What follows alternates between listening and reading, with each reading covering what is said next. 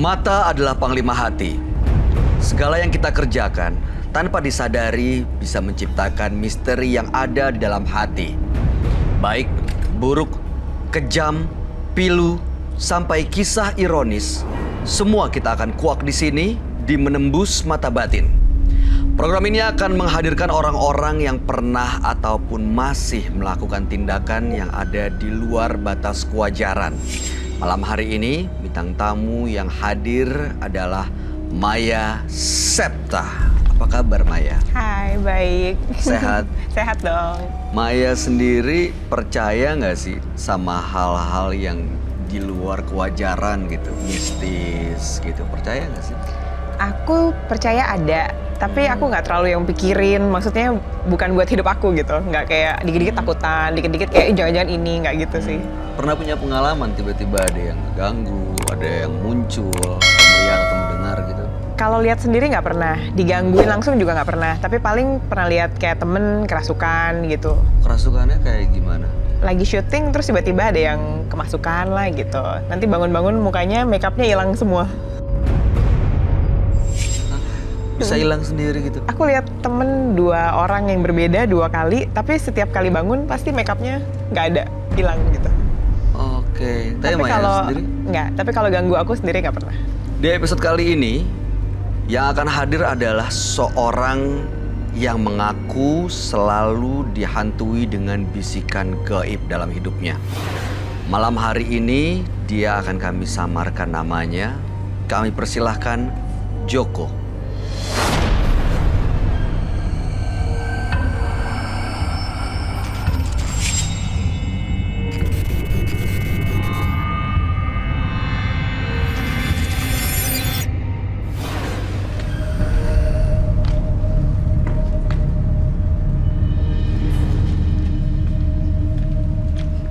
Selamat malam. Halo, Mas. Silakan Mas Joko. Apa kabar, Mas? Baik, Pekerjaan sehari-hari biasanya sebagai apa nih, Mas Joko nih? Oke. iya, Oke. Jadi di bidang kesehatan gitu. iya, Katanya selama ini sering mendapatkan bisikan gaib. betul. Bisikannya seperti apa, Mas Joko? Kalau seandainya ada yang meninggal, tetangga saya punya musibah, saya lebih musibah. Maksudnya? Jadi kayak ketakutan. Ada bisikan kamu mau dibunuh gitu. Itu terjadi setiap ada yang meninggal. Setiap ada orang mau punya musibah, saya lebih musibah. Oke. Lebih parah dari yang punya musibah. Saya jarang tidur di rumah. Kenapa tuh? Ngikutin kata hati. Jadi tidurnya Di mana aja. seperti? Ya kalau seandainya saya tujuan ke makam, kalau seandainya ke gua, kalau seandainya saya bawa kendaraan mungkin ya di rumah teman. Itu pun kalau ada seandainya ada tikus, ada kucing bunyi, pasti saya langsung bangun lalu udah pergi lagi. Nggak akan betah saya tidur juga. Oke. Bisikan gaib itu cukup sering, Mas? Bukan sering lagi, dari 2003-2004. Bisikannya pokoknya kayak ada suara laki-laki. Biasanya suara laki-laki tua atau muda kan beda tuh ya? Nggak, ini yang jelas ada yang ngomong di telinga kiri, kamu mau dibunuh, cepat kamu pergi dari sini. Gitu. Jadi nggak bisa tidur, makan juga ngelihat nasi langsung kenyang. Mas Joko tapi merasa ada sosok gaib yang mengikuti nggak? Iya, Seperti apa sosoknya? bukan satu, Banyak. banyak. Dan Malah, tujuannya Mas Joko datang ke sini adalah untuk apa? ya minta tolong ke Kokoroy, Hmm. barangkali bisa dicabut, cabut aja. Soalnya menyiksa batin. Apa yang dirasa? Ya, menyiksa bener, nggak bisa enak hidup saya. Malah kalau seandainya saya pas lagi kumat kadang-kadang, bantal saya aja celurit. Bagaimana maksudnya? Maksudnya Bantal saya celurit. Ditaruh Di di bawah bawah bantal bantal. saya ada celurit. Memang ditaruh situ atau tiba-tiba ada? Iya, orang kayak ketakutan. Merasa ada mau dibunuh orang banyak. Baik, kita akan coba untuk membuktikan apakah benar ada sosok yang mengikuti dan berada di sekeliling Mas Joko. Dan mudah-mudahan tujuannya bisa tercapai untuk menghilangkan makhluk-makhluk ini. kita akan coba panggilkan sahabat kami dan Mas Joko bisa cerita kepada dia. Dia adalah seorang indigo. Kami persilahkan Roy Kiyoshi. Sebelumnya, tim Mata Batin sudah memberikan tanggal lahir dan nomor rumah partisipan kepada Roy Kiyoshi. Dengan mata batinnya, Roy akan membaca berdasarkan angka yang kami berikan. Joko. Angka kelahiran tanggal 2, bulan 5, tahun 1968. Sering merasa ketakutan. Dihantui kematian dan diikuti sosok besar, berkepala 2, genderuwo. Joko juga mengalami stres dalam hidupnya karena gangguan sosok gaib tersebut yang dikirimkan oleh seseorang. Sosok gaib yang memiliki kekuatan untuk membuat korbannya merasa depresi sampai korbannya meninggal dunia.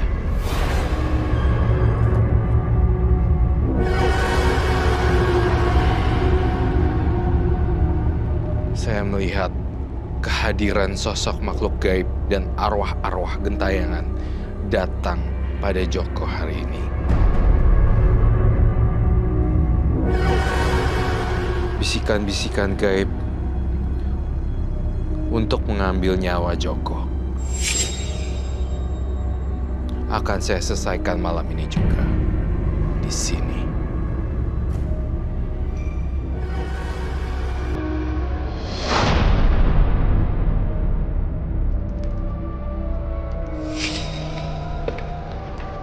Halo, Roy. Selamat malam. Silakan duduk, Pak Joko. Halo. Baik. Joko. Pak Joko.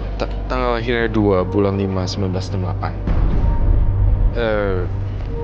Entah kenapa ya, kalau saya lihat Pak Joko itu penuh dengan ketakutan yang tidak jelas dan ketakutan yang sangat dahsyat sekali. Ada banyak hal yang ingin saya ungkit dan saya bongkar. Semua yang saya bacakan di sini adalah kejujuran dan harus dijawab dengan sejujur-jujurnya. Seperti itu, Pak Joko. Apa yang saya bacakan berdasarkan apa yang saya lihat di mata batin saya. Saya melihat untuk pertama kalinya di dalam diri Pak Joko seperti ini.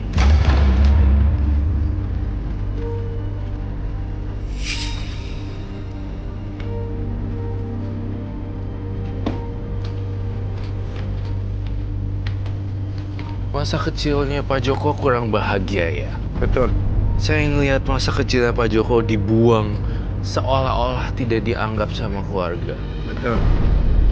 Ini saya melihat ada gambaran ketakutan. Walaupun kamu sebagai, saya ngerasa ini adalah anak kecil tapi dia sendirian.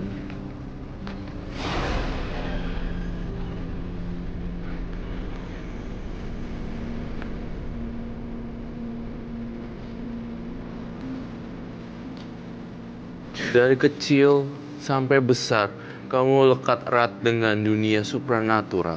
Ya. Saya lihat sekali di badannya Pak Joko banyak sekali makhluk astral yang datang untuk meraih Pak Joko. Ini sosok apa ya, Roy? Saya melihatnya ini adalah sosok yang besar, hitam. Dan mengikuti Mas Joko ini. Dan mengikuti Pak Joko. Ini kok ada banyak? Kepalanya apa emang ada banyak ya, Roy? Ada banyak banget. Semuanya pengen meraih Pak Joko. Di sini ada bisikan-bisikan yang di kuping saya loh. Banyak bisikan-bisikan di kuping saya. Di sini saya ada lihat ulet keluar dari lubang mata.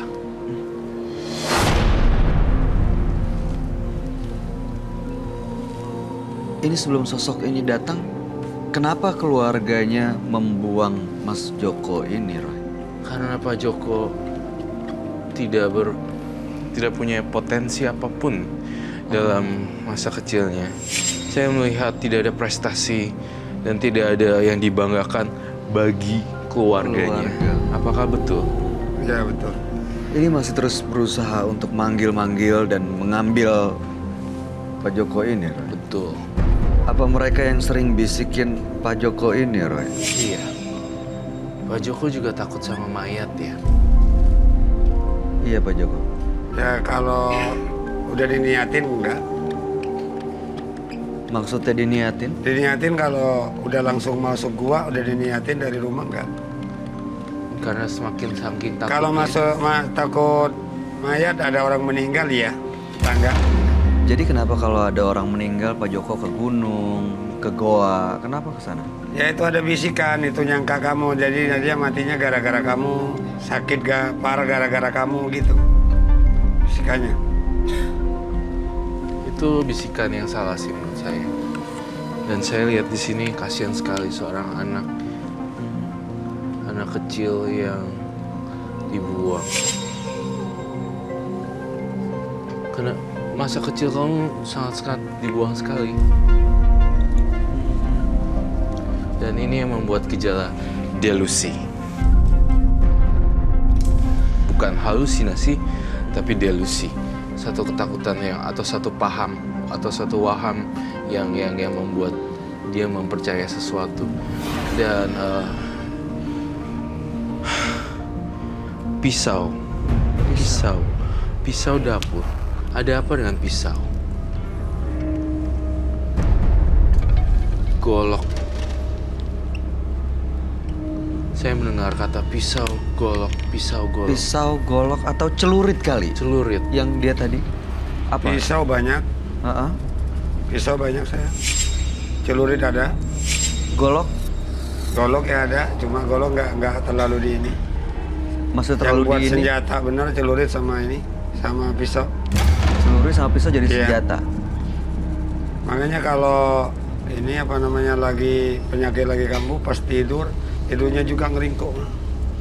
Itu begini kayak ketakutan. Kayak ketakutan kalau ada orang udah letok ini, udah saya sibet langsung. Malah paman saya sendiri hampir kena. Kamu tuh hati-hati loh dengan pisau dan celurit. Karena saya ngeliat di sini kalau disodorin dan dia udah hilang kesadaran, dia bisa putus kepalanya. Itu yang saya lihat sebenarnya. Oke. Lalu kemudian saya ingin sekali, saya justru malah penasaran dengan makhluk-makhluk yang ada di sini, di gambaran saya. Apakah beliau hadir dan bisa saya undang ke sini? Terasa nggak, Mas Joko? Ya merinding aja. Kamu merinding? Apa yang Roy lihat?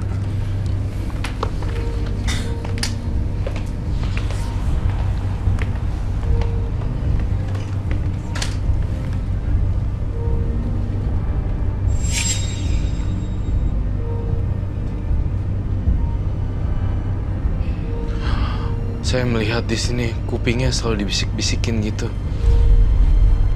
Mati, mati, mati, mati.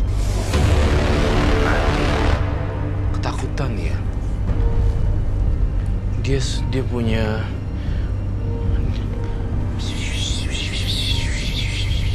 ada bisikan, Bisikan itu. bisikan. Bunuh dia, mati, bunuh diri. Itu Bunuh diri, mati. bunuh dia, mati. Dan pergi jauh, mati. Ketakutan. Kamu kok sering dibisikin itu ya, Pak? Ya.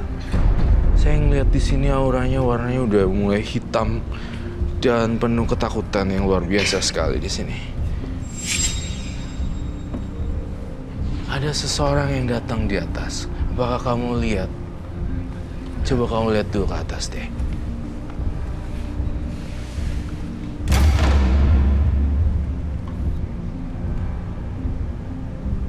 Apa yang Roy lihat? Itu dia. Yang sebelah sana.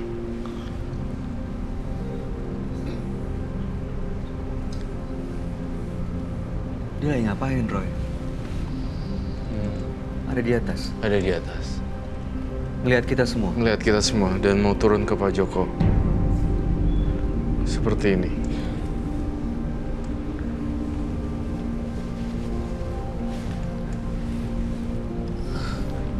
Kayak gambaran itu. Saya melihat di sini Pak Joko benar-benar takutan sekali dan banyak aroma yang saya melihat di sini.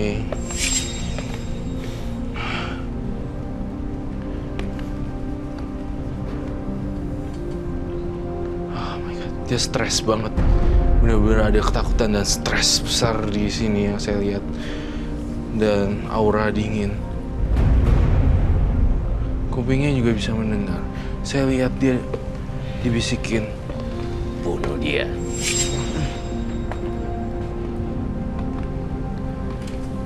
Itu dari makhluk-makhluk itu, Roy. Iya. Ada perasaan. Entah kenapa ya, Pak Joko jawab saya dengan jujur. Ada perasaan ingin tanpa sadar.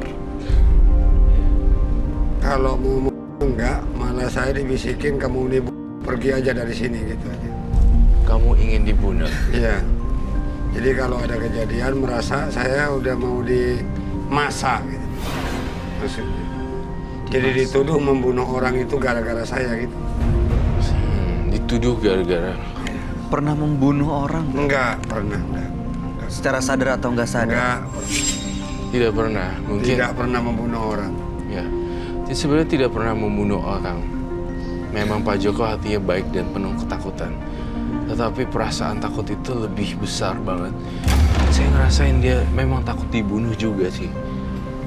Jadi itu saru bisikannya antara bunuh, dibunuh, membunuh. Ya, satu dibunuh, membunuh. Ya, dibunuh atau membunuh, ketakutan dibunuh. Satu ketakutan dibunuh. Golok, pisau, celurit. Itu sih, itu yang saya lihat. Benar-benar. Maksudnya begini Kak Roy, apa namanya? Jadi bukan saya mau membunuh. Kalau ada 10 orang mau membunuh saya, tapi saya bisa membunuh 5 orang, jadi ikhlas saya. Tuh, Itu itu jadi. maksudnya, Bayu. Gimana maksudnya? Kalau ada mau membunuh saya, tapi saya ditukar sama 5 orang, nggak apa-apa 5 nyawa. Karena saya nggak merasa berbuat.